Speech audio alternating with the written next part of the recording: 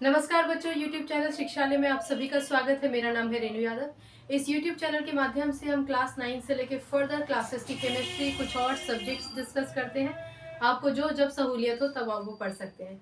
Class 10th में इस समय हम पीरियोडिक क्लासिफिकेशन ऑफ एलिमेंट्स पढ़ रहे हैं और आज जानते हैं कि न्यूलैंड्स लॉ ऑफ ऑक्टेव्स क्या होता है। न्यूलैंड, जिनका पूरा नाम जॉन अलेक्जेंडर रेना न्यूलैंड था, इनको हम न्यूलैंड्स के नाम से ही जानेंगे, ठीक है। क्योंकि ये लंदन इंग्लैंड से आते थे, इसलिए इनको इंग्लिश केमिस्ट भी कहा जाता है और ये सवाल आपसे नहीं पूछा जाएगा। 1864 में ये अपनी थ्योरी लेकर आए, न्यूलैंड्स लॉ ऑफ ऑक्टेव्स। सबसे पहले तो आप ये समझिए, ये ऑक्टेव्स जो है ये ऑक्टा वर्ड से निकला है। ऑक्टा जानते हो ना, ऑक्टागन पढ़ा है मैथमेटिक्स में। ऑक्टोपस पढ़ा होगा, 8 पैर वाला ऑक्टोपस है ना, 8 साइड्स वाला ऑक्टागन। तो ऑक्टोपस और ऑक्टागन में एक चीज कॉमन होती है, 8। ये वही ऑक्टेव्स है। ऑक्टा मतलब 8 वाला नंबर। तो न्यूलैंड लॉ ऑफ ऑक्टेव्स ने अपने एलिमेंट्स को, उस समय जितने भी प्रेजेंट एलिमेंट्स थे उनको कुछ इस तरीके से अरेंज किया कि वो ये कहते हैं कि अगर आप एलिमेंट्स को उनकी इंक्रीजिंग एटॉमिक मासेस के बेसिस पर अरेंज करते हैं, आई रिपीट, एलिमेंट्स को अगर आप उनके एटॉमिक मासेस, इंक्रीज होते हुए एटॉमिक मासेस के बेसिस पे अरेंज करते हैं, तो आप पाएंगे कि जो पहला एलिमेंट है उसकी प्रॉपर्टी 8वें एलिमेंट से सिमिलर है। ये समझने से पहले एक बार इस टेबल को समझते हैं। ये न्यूलैंड लॉ ऑफ ऑक्टेव्स की टेबल आपके एनसीईआरटी में और साइड बुक्स में मिल जाएगी। मैंने वहीं से इसको उतारा है, बिल्कुल सेम है, ठीक है। पहले तो आप ये समझ लीजिए, ये है हाइड्रोजन, फ्लोरीन, क्लोरीन, कोबाल्ट, निकल, ये है bromine, lithium, sodium, potassium, copper, rubidium, beryllium, magnesium, calcium, zinc, strontium, ये है बोरॉन, एल्यूमिनियम, क्रोमियम, इसे यूटेरियम बोलते हैं, YTTRIUM, राइट। ये हो गया सीरियम और ये हो गया लैंथेनम।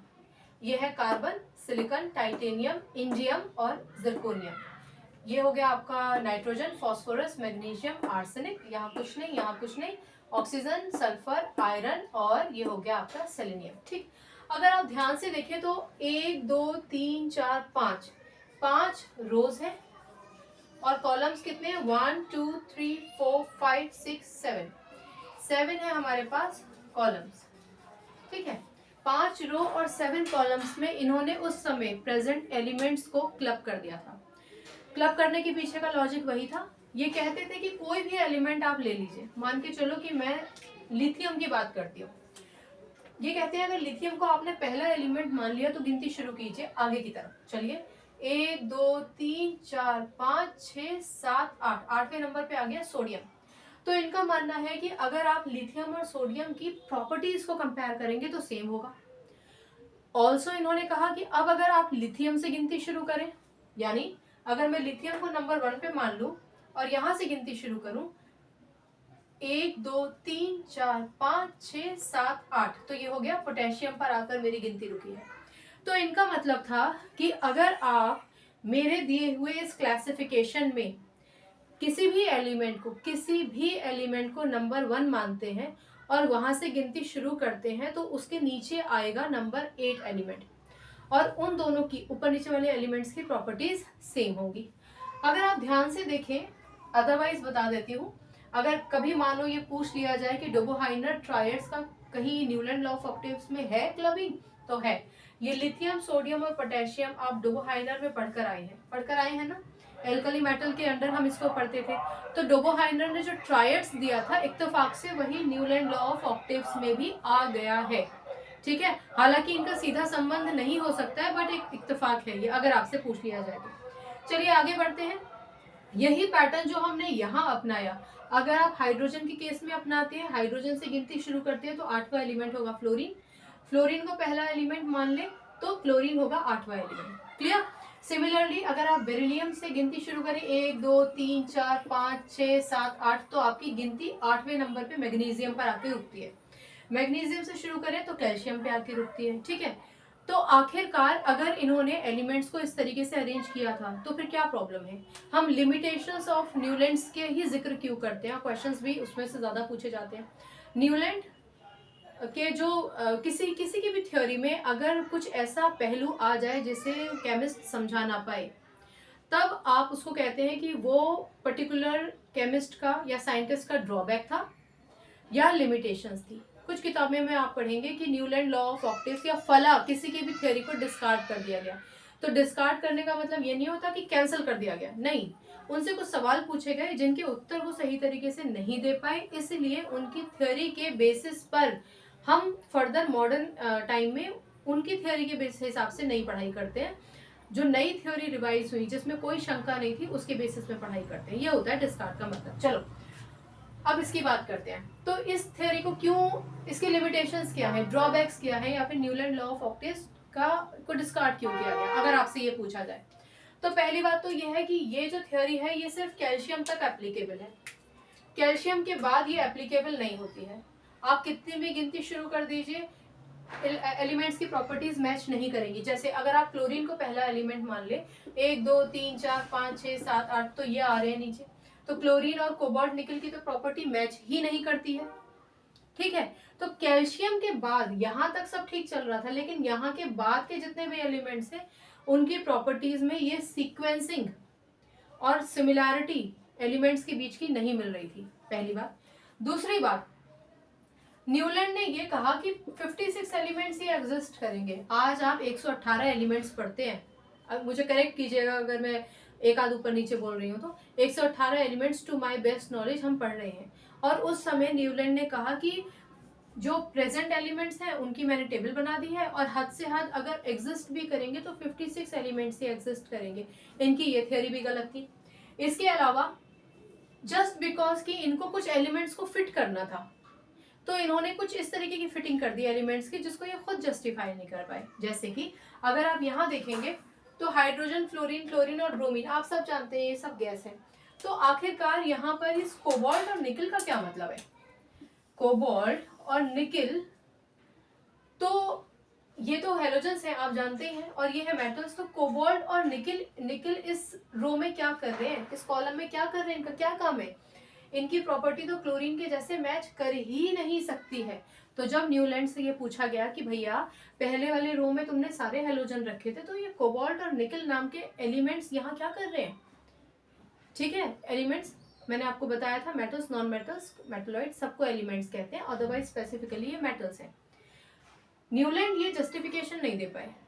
इसके अलावा न्यूलैंड से ये भी पूछा कि भैया एक बात बताओ, ये जो आयरन है ना, इस आयरन की प्रॉपर्टी कोबाल्ट निकल से मैच करती है, तो कायदे में तो इनको ऊपर नीचे होना चाहिए था।